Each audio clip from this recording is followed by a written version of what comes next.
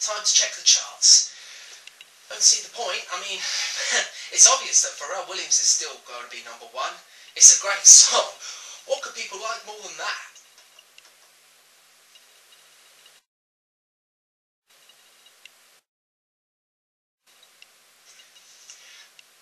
Pitbull and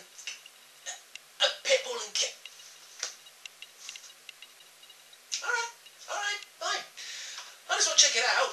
I mean, it can't be any worse than last year. I mean, last year Scream and Shout was the first #1 of 2013. There's no way this song is worse than that.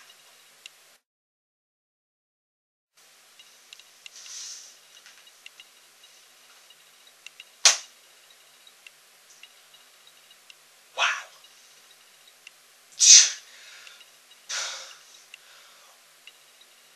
Wow.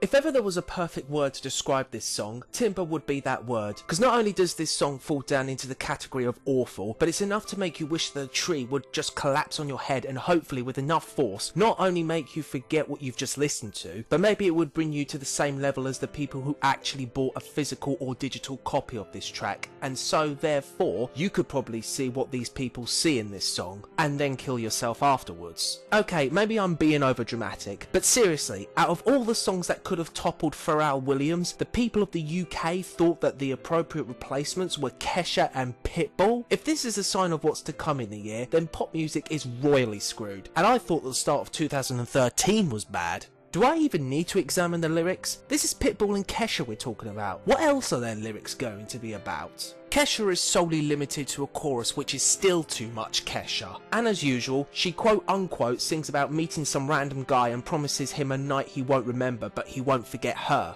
Hang on, if he won't remember anything about that night, then how the hell will he remember her? Probably from the herpes he would undoubtedly catch. By the way, that's never made sense to me. If someone promises a night so good they won't remember it the next day, is that really a good night? And by the way, Kesha, dance doesn't rhyme with forget. But that's nothing compared to Pitbull, a guy that is impossible of stretching beyond writing anything about money, clubs, his narcissism or delusions. I'll never understand how he got a recording contract, rhyming timber with itself 3 times, rhyming fall with out and round with down, and then quoting Miley Cyrus because she's still relevant after her 15 minutes of fame, isn't she? All of this in verse 1. Verse 2 goes even further downhill, if that was possible, rhyming plain with changed, then plain with thing, claiming that he's going to climb because it's going down, which doesn't make sense because to climb is to ascend, and that he lives in hotels and swings on planes. Am I getting through to anyone out there?